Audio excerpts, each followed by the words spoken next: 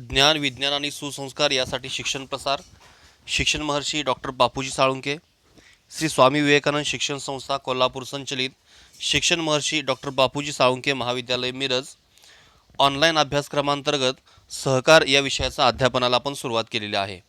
त्यामध्ये सुरुवातीला आपण सहकार शिक्षण आणि प्रशिक्षण या प्रकरणामध्ये आपल्याला कोणकोणत्या गोष्टीचा अभ्यास करायचा आहे ते पाहिलेलं आहे. त्याचबरोबर त्याची प्रस्तावना आपण पाहिलेली आहे. भारतातील सहकार शिक्षण व प्रशिक्षणाचा इतिहास आपण पाहिलेला आहे.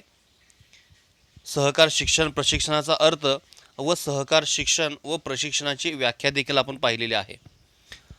सहकार शिक्षण व प्रशिक्षणाची उद्दिष्ट आपण पाठिंबाच्या तासाला बघितलेत आणि या तासाला आता आपल्याला बघायचं आहे सहकार शिक्षण व प्रशिक्षणाची गरज किंवा आवश्यकता. आणि ह्या गरज किंवा आवश्यकता बघत असताना एकूण 10 घटकांचा अभ्यास जो आहे तो आपल्याला करायचा आहे. त्यामध्ये सहकार चळवळीचे नेतृत्व, सहकारी संस्थेचा विकास, कार्यक्षम व्यवस्थापन, शिक्षित सभासद वर्गाची निर्मिती, सहकारावरील विश्वास दृढ करणे, कुशल संघटन, सहकारी क्षेत्रात स्वावलंबी बनवणे, भ्रष्टाचार व गैरव्यवहारावर नियंत्रण, सहकाराच्या तत्वांचा प्रसार, सभासदांचा प्रभावी व सक्रिय सहभाग. म्हणजे अशा एकूण 10 घटकांचा अभ्यास करायचा आहे. म्हणजे सहकार शिक्षण व प्रशिक्षणाचा अभ्यास करत असताना ही सहकार शिक्षण व प्रशिक्षणाची उद्दिष्ट आपण बघितलेत की व्यवसाय संस्थेमध्ये असेल किंवा समाजामध्ये असेल तर सहकार शिक्षण आणि प्रशिक्षणाची का आवश्यकता आहे. कुशल व्यवस्थापकीय वर्ग असेल किंवा कुशल कर्मचारी वर्ग आपल्याला जर तयार करायचा असेल तर त्यासाठी काय करावं लागेल, या सर्व गोष्टींचा अभ्यास जो आहे तो आपण पाठिंबाच्या पॉईंटमध्ये आपण बघितला आहे उद्दिष्टामध्ये. आता आपल्याला बघायचं आहे सहकार चळवळीचे नेतृत्व म्हणजे गरज आणि आवश्यकतामधला पहिला जो काही घटक आहे हा पहिला घटक आपण बघणार आहे सहकार चळवळीचे नेतृत्व. सहकारी संस्थेचे नेतृत्व किती सक्षम आणि कुशल आहे यावर संस्थेचे भवितव्य अवलंबून असते. सहकारी संस्थेवर तत्वावर मूल्यावर निष्ठा करणारे कुशल संघटक असणारे आणि सभासदांच्या संस्थेच्या विकासाची तळमळ असणारे नेतेच सहकारी संस्थेला विकासाकडे नेऊ शकतात. म्हणून नेतृत्व घडवण्यासाठी सहकार शिक्षण व प्रशिक्षण आवश्यक आहे. पहिला घटक आपण बघत असं सहकार चळवळीचे नेतृत्व. आता सहकार चळवळीचा विकास कशावर अवलंबून आहे तर सक्षम नेतृत्व किती सक्षम आहे, नेतृत्व किती कुशल आहे यावर ते अवलंबून आहे. आणि सहकारी संस्थेवर किंवा तत्वावर मूल्यावर निष्ठा करणारे कुशल संघटक असणारे आणि सभासदांच्या संस्थेच्या विकासाची तळमळ असणारे नेतेच सहकारी संस्थेला विकासाकडे नेऊ शकतात. मी सहकारी संस्थेचा जर विकास होणं आवश्यक असेल तर त्यासाठी अनेक पैलू असणारी काही लोकांची आवश्यकता त्यामध्ये असेल. म्हणून नेतृत्व घडवण्यासाठी ही सहकार शिक्षण आणि प्रशिक्षणाची आवश्यकता जी आहे ती असणार आहे.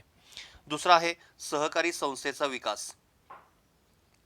सहकारी संस्थेचा विकास आपण बघत असताना सहकार शिक्षण व प्रशिक्षणामुळे सहकारी संस्थेचा कसा विकास होणार आहे तर सहकार शिक्षण आणि प्रशिक्षणामुळे सहकारी संस्थेच्या समस्या असतील त्या समस्यावरील उपाय असेल तसेच भावी काळातील आव्हाने, नवनवीन तंत्रज्ञान, कार्यपद्धती यांची माहिती सहकारी संस्थेच्या प्रत्येक घटकाला मिळू शकते व त्या माध्यमातून सहकारी संस्थेचा विकास घडून येतो.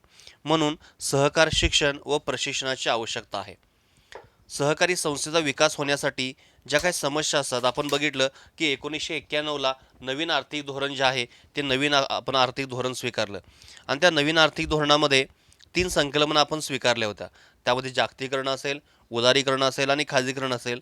अशा 3 संकल्पना स्वीकारल्यानंतर त्या संकल्पनेबरोबरच काही आव्हानं देखील उभी राहिली आणि त्या आव्हानांना सामोरं जाण्यासाठी, नवनवीन तंत्रज्ञान आत्मसात करण्यासाठी, कार्यपद्धतीची माहिती घेण्यासाठी प्रत्येक जी काही सहकारी संस्था आहे त्या प्रत्येक सहकारी संस्थेला शिक्षण आणि प्रशिक्षणाची आवश्यकता जे ते आवश्यकता असणार आहे.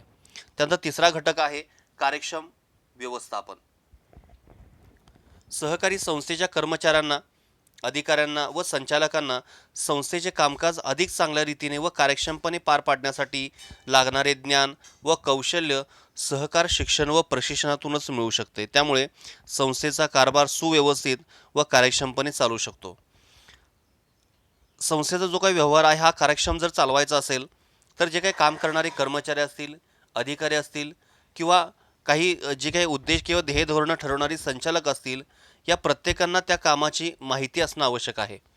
त्याचं ज्ञान असणं आवश्यक आहे, कौशल्य असणं आवश्यक आहे. आणि हे ज्ञान व कौशल्य कशातून प्राप्त होणार आहे? तर ह्या सहकार शिक्षण आणि प्रशिक्षणाच्या माध्यमातूनच ते उपलब्ध होणार आहे किंवा मिळणार आहे. आणि ज्यामुळं काय होईल की संस्थेचा कारभार देखील सुव्यवस्थित चालेल, कार्यक्षम चालेल आणि व्यवस्थापन देखील चांगलं होईल. त्यानंतर चौथा आहे शिक्षित सभासद वर्गाची निर्मिती. चौथा पॉईंट आहे शिक्षित सभासद वर्गाची निर्मिती. सहकारी संस्थांचा विकास प्रामुख्याने ग्रामीण भागात झालेला दिसून येतो. ग्रामीण भागातील सभासदांमध्ये शिक्षणाचे प्रमाण कमी असते, त्यामुळे सहकाराची तत्त्वे, मूल्ये, कार्यपद्धती यांचे ज्ञान त्यांना असेलच असे नाही. शिवाय सहकाराच्या माध्यमातून मिळणारे फायदे देखील त्यांना माहीत नसतात. सभासदांना त्यांचे अधिकार, जबाबदाऱ्या व कर्तव्ये यांची जाणीव करून देणे आवश्यक असते. म्हणूनच सभासद वर्गामध्ये सहकार शिक्षण व प्रशिक्षणाच्या माध्यमातून परस्पर सहकार्याची व प्रगतीची भावना वाढीस लावण्यासाठी सहकार शिक्षण महत्त्वाचे ठरते. आता शिक्षित जी काही सभासद वर्गाची जर निर्मिती करायची जर झाली, तर या सहकारी संस्था ज्या आहेत ह्या जास्तीत जास्त ग्रामीण भागामध्ये असतात. कारण समाजातील जे काही आर्थिकदृष्ट्या दुर्बल घटक आहेत, असे काही दुर्बल घटक एकत्र येऊन ही सहकारी संस्था स्थापन केली असते. तेव्हा जे काही ग्रामीण भाग आहेत, त्या ग्रामीण भागातील लोकांना ह्या सहकाराचे महत्त्व पटवून द्यायचं असेल किंवा त्यांना सहकाराचे मूल्य असतील, त्यांची कार्यपद्धती असेल किंवा जे ज्ञान असेल, हे ज्ञान देण्यासाठी हे सहकार शिक्षण आणि प्रशिक्षण आवश्यक आहे. त्याचबरोबर सभासदांना त्यांचे अधिकार असतील, त्यांची जबाबदाऱ्या आहेत, त्यांचे कर्तव्य आहेत यांची जाणीव करून देण्यासाठी देखील हे सहकार शिक्षण व प्रशिक्षण अत्यंत उपयुक्त ठरणार आहे. त्यानंतर पाचवा आहे सहकारावरील विश्वास दृढ करणे.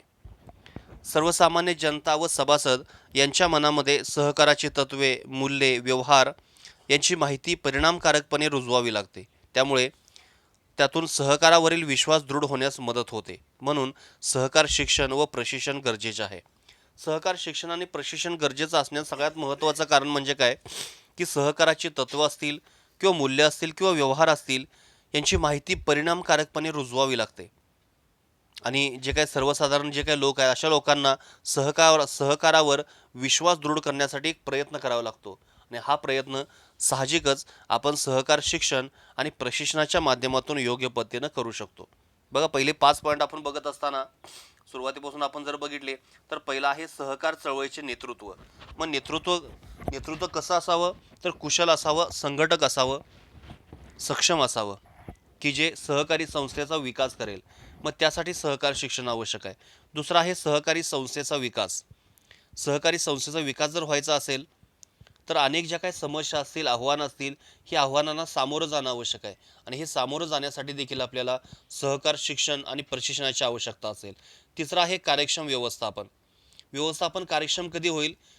ज्यावेळी त्या संस्थेतील कर्मचारी असतील किंवा अधिकारी असतील किंवा संचालक असतील यांना त्या कामाचं ज्ञान जर प्राप्त झालं तर ते सक्षमपणा होईल. आणि हे जे कार्यक्षम व्यवस्थापन जर करायचं असेल तर प्रशिक्षणाच्या माध्यमातून, शिक्षणाच्या माध्यमातून ते सहजपणे आपण करू शकतो. चौथा आहे शिक्षित सभासद वर्गाची निर्मिती. सभासद वर्ग जर शिक्षित असेल, जागरूक असेल, त्या सभासदाला आपल्या अधिकार आणि कर्तव्याची जाणीव जर होत असेल तर संस्थेची प्रगती देखील साहजिकच होणार आहे. आणि हा जो सभासद आहे, अशिक्षित कुठला सभासद असेल तर ग्रामीण भागातील असेल. आणि ह्या सहकारी संस्थेचं अस्तित्व हे जास्तीत जास्त ग्रामीण भागामध्ये, तेव्हा ग्रामीण भागातील लोकांना जास्तीत जास्त शिक्षित करण्यासाठीचा जो काही प्रयत्न आहे, हा प्रयत्न सहकार शिक्षण व प्रशिक्षणाच्या माध्यमातून होतो. पाचवा आहे सहकारावरील विश्वास दृढ करणे.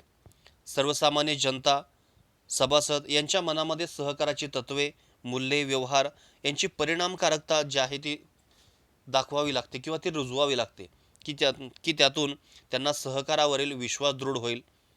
म्हणून हे सहकार शिक्षण आणि प्रशिक्षण आवश्यक आहे. असे आपण पहिले 5 पॉईंट जे आहेत, हे पहिले 5 पॉईंट आपण बघितलेत.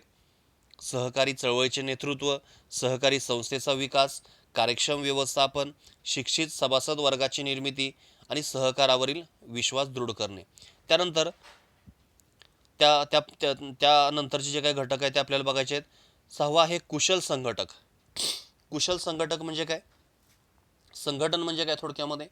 संघटन म्हणजे एकत्रीकरण करायचं आहे. आता संघटकाची भूमिका काय असणार आहे की आपली जी काही संस्था आहे या संस्थेतल्या सर्व घटकांचं एकत्रीकरण करणं किंवा सर्वांच्या मध्ये समन्वय साधणं.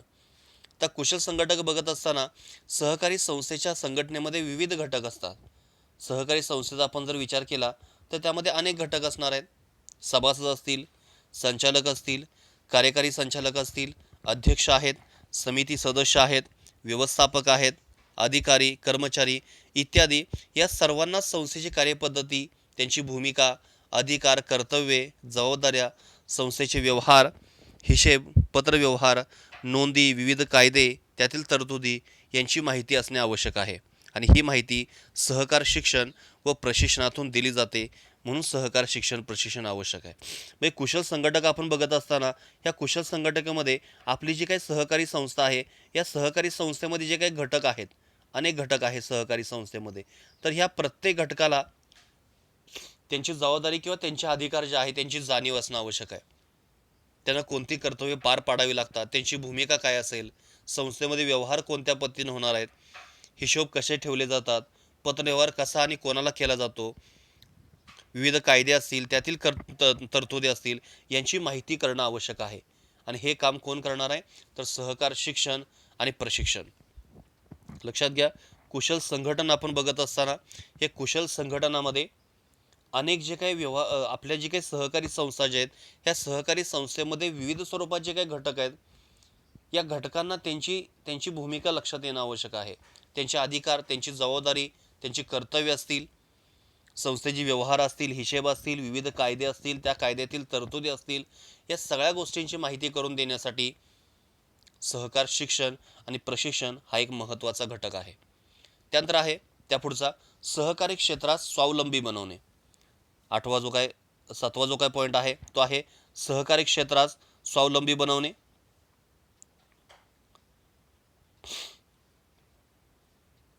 सहकारी क्षेत्रात स्वावलंबी बनवणे.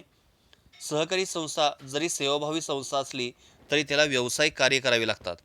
त्यातून उत्पन्न खर्चाची तरतूद करताना शासकीय अनुदान आणि मदतीची अपेक्षा ठेवली जाते. मात्र आर्थिक दृष्टिकोनातून सहकारी संस्था स्वावलंबी आणि अर्थक्षम होण्यासाठी पुरेसे उत्पन्न मिळवण्याची क्षमता या संस्थेमध्ये निर्माण व्हावी लागते.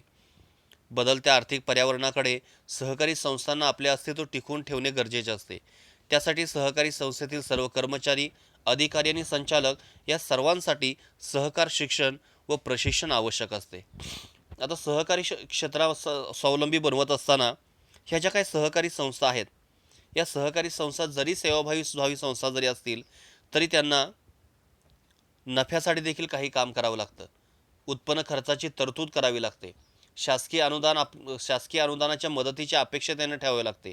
मात्र त्याचबरोबर आर्थिक दृष्टिकोनातून जर विचार केला तर या सहकारी संस्था ज्या आहेत ह्या स्वावलंबी आणि अर्थक्षम होण्यासाठी त्यांना काही पुरेसं उत्पन्न मिळवण्याचं साधन जे आहे हे साधन देखील शोधावं लागतं. बदलत्या आर्थिक पर्यावरणाकडे सहकारी संस्थांना आपले अस्तित्व जे आहे ते अस्तित्व टिकवून ठेवणं आवश्यक असतं. आणि हे सर्व जे काही काम आहे हे काम कोण करू शकतं?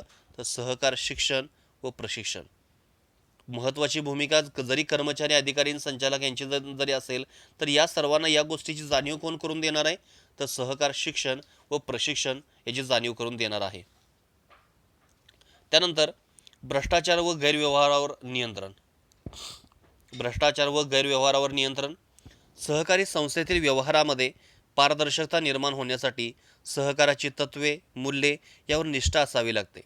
सहकारी संस्थेचे कर्मचारी, अधिकारी, पदाधिकारी, सभासद यांना त्यांचे महत्त्व व फायदे समजावून द्यावे लागतात व त्यासाठी सहकार शिक्षण व प्रशिक्षणाची आवश्यकता असेल. जसं आपण उद्दिष्ट बघितलं की कमीत कमी किंवा कुठल्याही पद्धतीनं भ्रष्टाचार किंवा गैरव्यवहार जो आहे हा गैरव्यवहार करायचा नाही, हे देखील आपण ह्या अगोदर देखील बघितले. आता आपण पुन्हा तो पॉईंट बघतोय, भ्रष्टाचार व गैरव्यवहारावर नियंत्रण. म्हणजे सहकारी संस्थेमधला जो काही व्यवहार आहे हा व्यवहार कसा असणं आवश्यक आहे?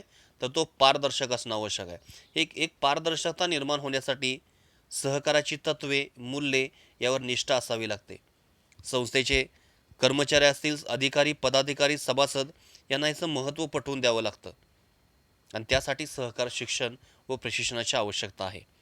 बघा ह्या अगोदर आपण बघताना 6वा पॉईंट बघितला कुशल संघटन आणि 7वा जो काय पॉईंट बघितला तो सहकारी क्षेत्रात स्वावलंबी बनवणे आणि 8वा आहे भ्रष्टाचार व गैरव्यवहारावर नियंत्रण.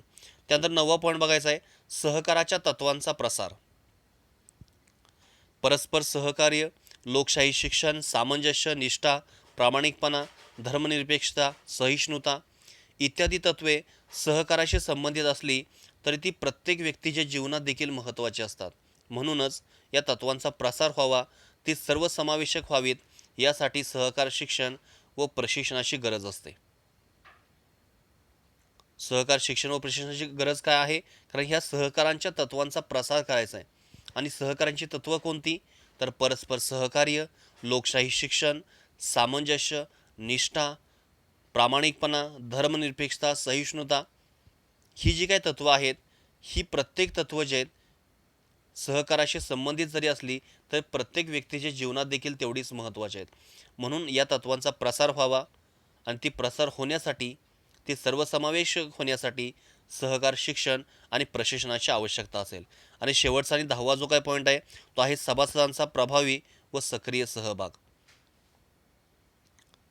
आपण सहकार शिक्षण व प्रशिक्षणाच्या उद्दिष्टामध्ये बघत असताना देखील असं बघितलेलं आहे की जास्तीत जास्त लोकांना या सहकार चळवळीचं ज्ञान द्यायचं आहे, माहिती करून द्यायची आहे, त्यांना प्रभावित करायचं आहे आणि ह्या सहकार चळवळीमध्ये सामील होण्यासाठी, त्यांचा सक्रिय सहभाग नोंदवण्यासाठी देखील आपण प्रयत्न करायचा आहे.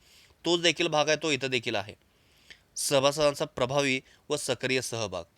सहकारात सभासदांच्या वतीने संचालक मंडळ सहकारी संस्थेचा कारभार पाहते.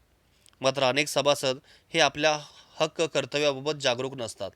सहकारी संस्थेच्या सभासदांनी संस्थेच्या अधिमंडळाच्या वार्षिक सभा, अधिमंडळाच्या विशेष सभेत उपस्थित राहून निर्णय प्रक्रियेत व कामकाजात सहभाग घेतला पाहिजे.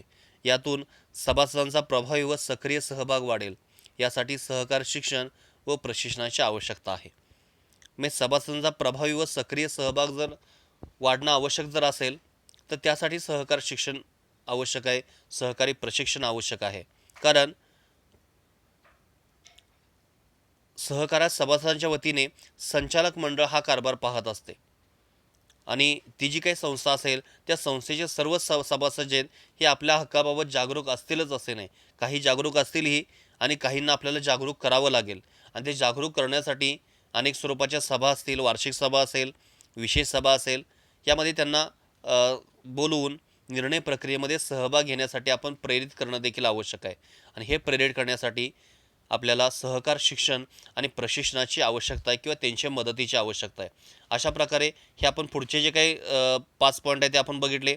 एक आहे कुशल संघटन, सहकारी क्षेत्रात स्वावलंबी बनवणे, भ्रष्टाचार व गैरव्यवहारावर नियंत्रण, सहकाराच्या तत्त्वांचा प्रसार आणि सभासदांचा प्रभावी व सक्रिय सहभाग. एकूण सहकार शिक्षण व प्रशिक्षणाची गरज किंवा आवश्यकता बघत असताना असे एकूण 10 घटक जे आहेत ह्या 10 घटकांचा अभ्यास केलेला आहे. आणि 10 घटकांचा अभ्यास करताना सहकार चळवळीचे नेतृत्व, सहकारी संस्थेचा विकास, कार्यक्षम व्यवस्थापन, शिक्षित सभासद वर्गाची निर्मिती, सहकारावरील विश्वास दृढ करणे, कुशल संघटन, सहकारी क्षेत्रात स्वावलंबी बनवणे, भ्रष्टाचार व गैरव्यवहारावर नियंत्रण, सहकारांच्या तत्त्वांचा प्रसार आणि सभासदांच्या प्रभावी व सक्रिय सहभाग असे घटक जे आहेत, अशा घटकांचा एकूण जो अभ्यास आहे तो अभ्यास आपण ह्यामध्ये केलेला आहे. बघा, या तासाला आपण बघत असताना सहकार शिक्षण व प्रशिक्षणाची गरज किंवा आवश्यकता या घटकांचा अभ्यास केला आहे. पाठिंबा आपण बघत असताना सहकार शिक्षण व प्रशिक्षणाचे उद्दिष्टे बघितलेत. त्या अगोदर आपण बघत असताना व्याख्या किंवा अर्थ बघितलेला आहे. आणि पुढचा जो काय तास आहे या पुढच्या तासाला आपल्याला बघायचं आहे सहकार शिक्षण व प्रशिक्षणाची संघटनात्मक रचना. सहकार शिक्षण व प्रशिक्षणाची संघटनात्मक रचना जे हे आपल्याला बघायचे आहे. ओके, धन्यवाद.